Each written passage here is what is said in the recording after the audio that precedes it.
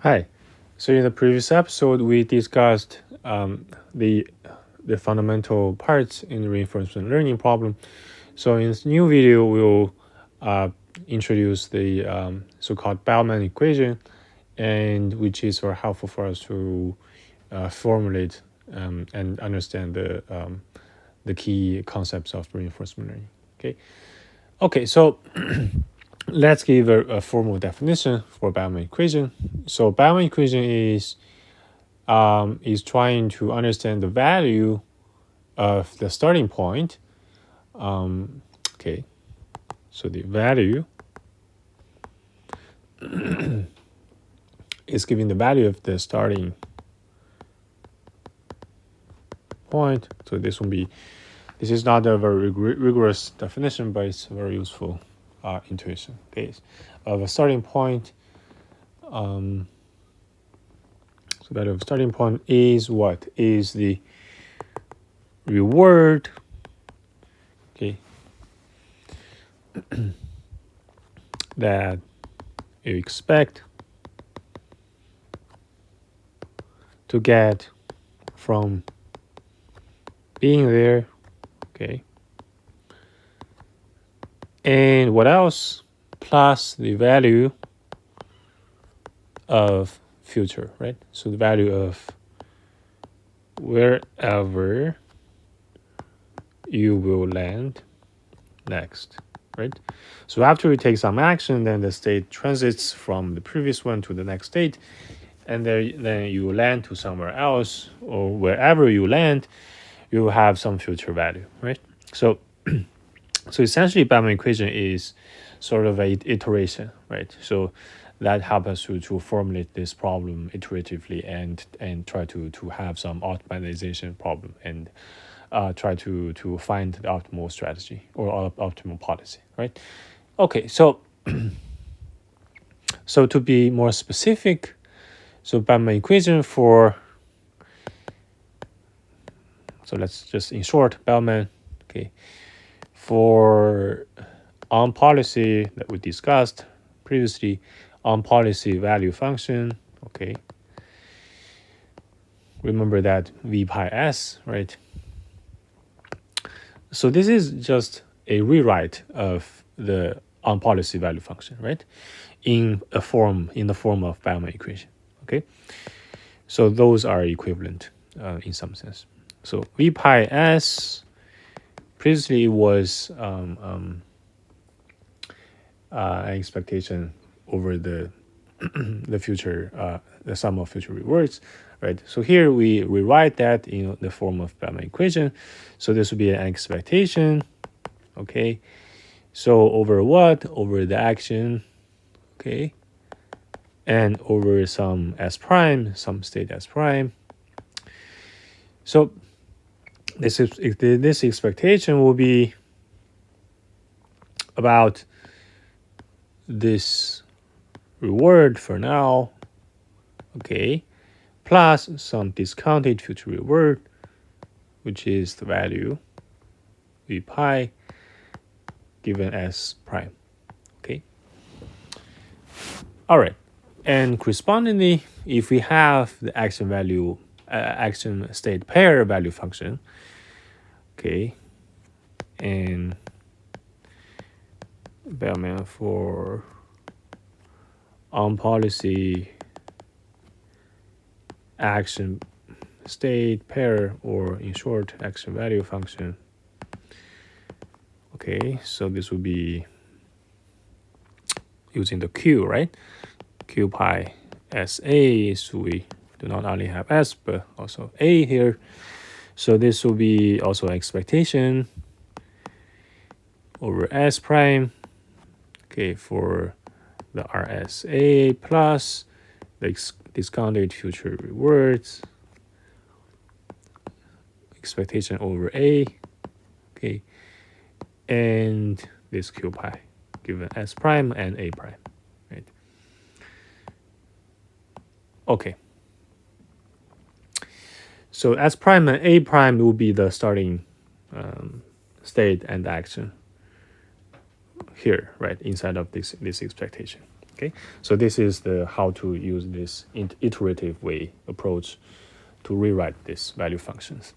Okay, so in notations, let's explicitly write down those notations. So S according to this P, this is simply meaning that S follows the distribution given some S and A. Okay, S prime given some S and A. Okay, so when we say that A is according to this pi, we're meaning that A is distributed according to this pi given some S. And if we say A prime according to some pi, we're meaning that A prime is distributed according to its pi given some S prime. Okay, good. Here we have the, I think will be the most important little thing here is we're having this A prime. Okay, and so why is that very important? So in reinforcement learning, if we have the action always selected according to some, let's say some pi, that some policy that we made before everything. Okay, so if that action is always or is always given by some fixed policy, then actually this agent cannot learn anything from the whole iterations or from all those episodes or from all those trajectories, right?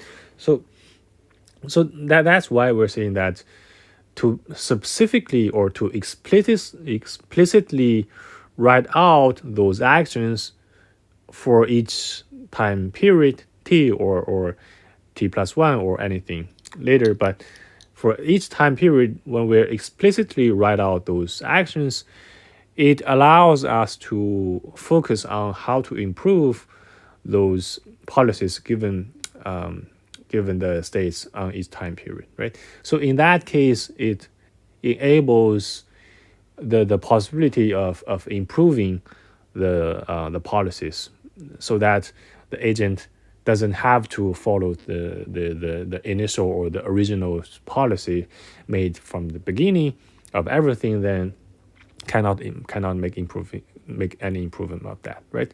So in this case here, it allows us to explicitly to learn or to manipulate or try to understand what's going on here given some state in each time period, and to select maybe or improve or deviate from the given policy, right, to make something better, to make the policy better, right?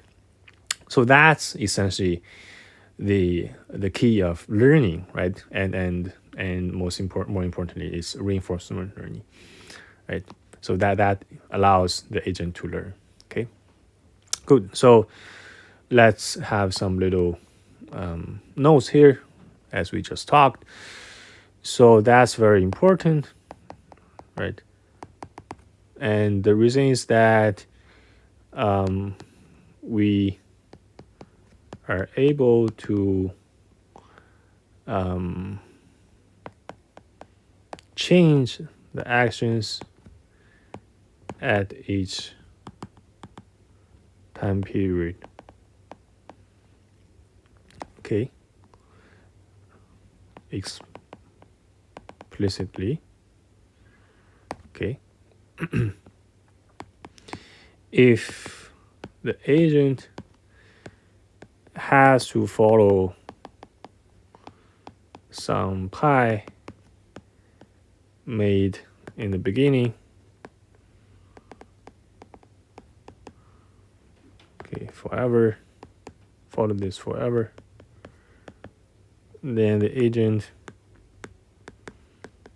cannot learn anything from the whole trajectory, right?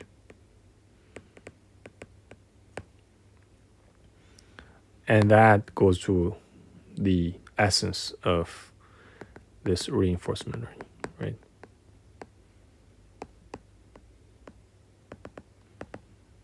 Okay, good. All right.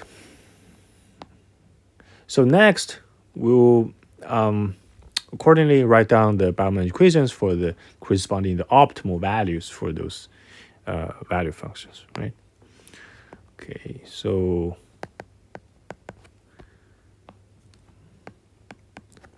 Bellman equations for optimal value functions. Okay, so we just put the stars on top of those values, v star s, and we just add the maximizations before that, right? So that's it. So max over a, and the expectation would be over s prime, and for r first, and add some discounted future rewards. Okay, so that's v star s, and correspondingly for the q star sa, we will add the max before the q star later. Here we have the expectation. Okay, and the reward r given as a plus the discounted. Then we have this max here. This is maximization over a prime for this q star given s prime and a prime as the initial state and action. Okay, good. So here, and we can see this the intuition of reinforcement learning, right? So we only have to concentrate on each time period and how to optimally select that action, right? To maximize this q star function, right? So this would be the main task of having some optimal policy in the reinforcement learning problem, right? Okay. So here we have having the maximizations here, and for whenever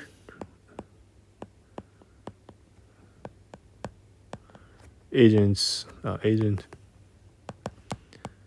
gets to choose its action in order to act optimally. Okay, so the agent has to pick whichever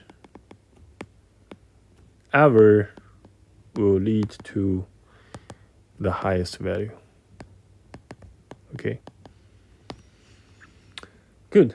And sometimes in the literature, we will see a term called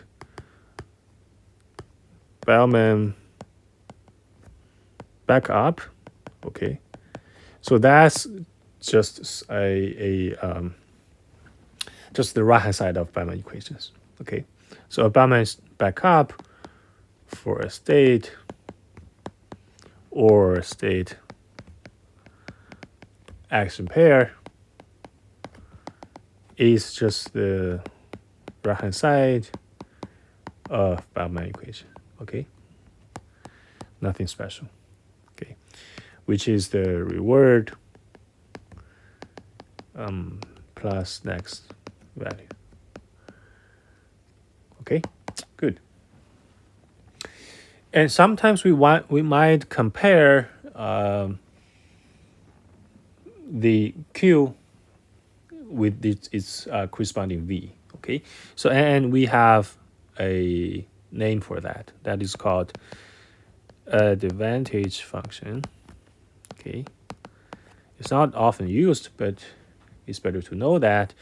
So a advantage function a pi is given by this, which is just as we just mentioned, which is difference between this q and the v function. Okay,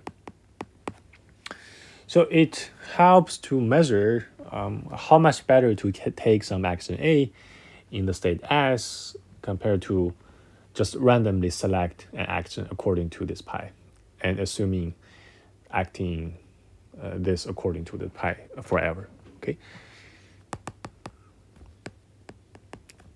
this helps to understand how much better to take an action A in some state S, and this is compared to randomly selected to randomly select an action, some action according to this pi.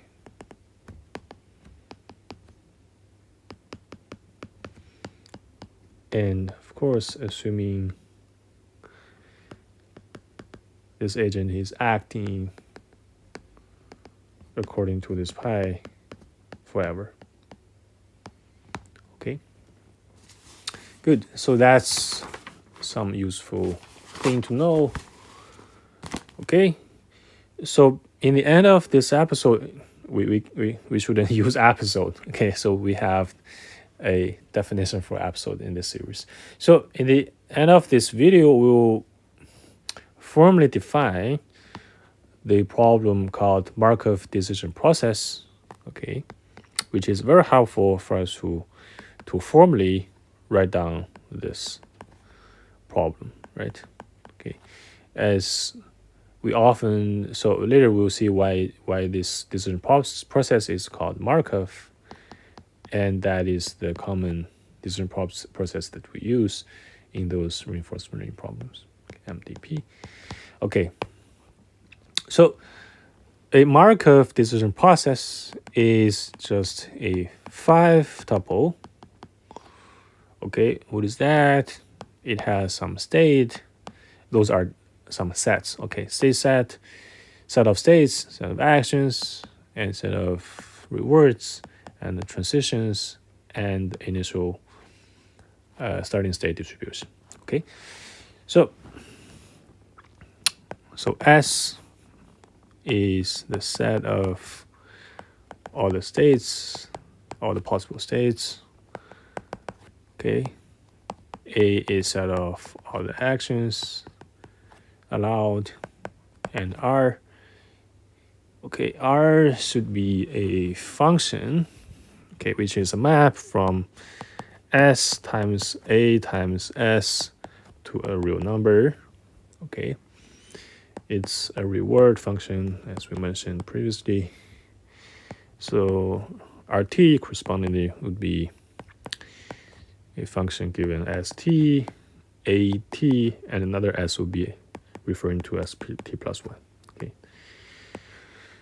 Okay, so this is our reward function. And how about the transition?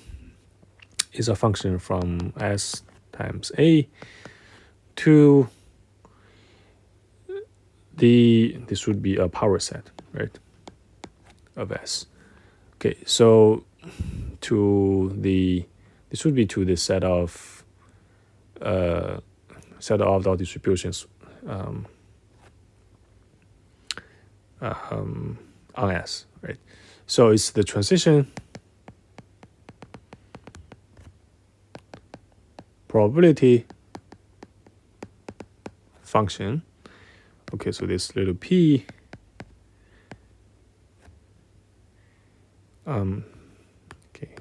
this should be a capital P, right? P, the probability of having the state S prime given the state S and A, action A. So this is the probability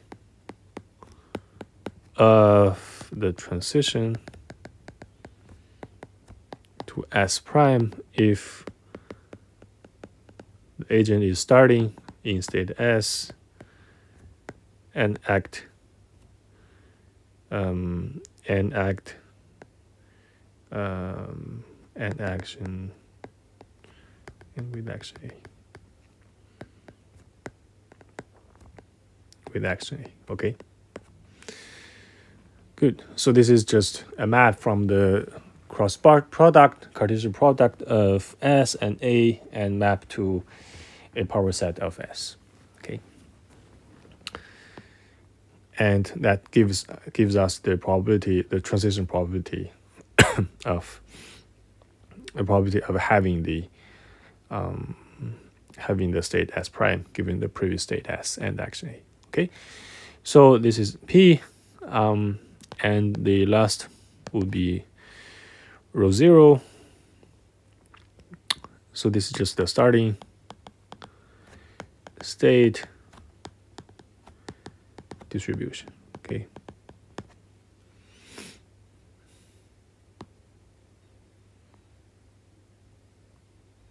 Right. So this would be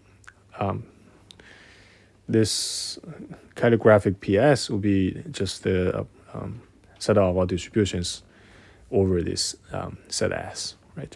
Okay, good. So here we have all those parts.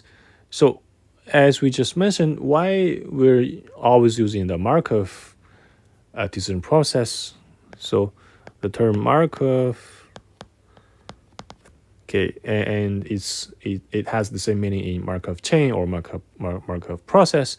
So essentially, it refers to the process, to the stochastic process where the transition matrix, it only depends on the most recent state and action. Okay, and it doesn't depend on any prior history than that. Okay, so Markov property, it has the same meaning in Markov process or Markov chain. So here it means that the transition matrix, it only depends on the most, or the previous one, right? On the most recent state and action, and does not depend on any prior history before that. Okay, good. So, and with this property, then it's the problem will be simplified a lot, right? Okay, good. So in this video, we introduced here the Markov decision process, and more importantly, the Bellman equations, and the reason that we always use the Bellman equations to formulate those reinforcement learning problems, right? Okay, good.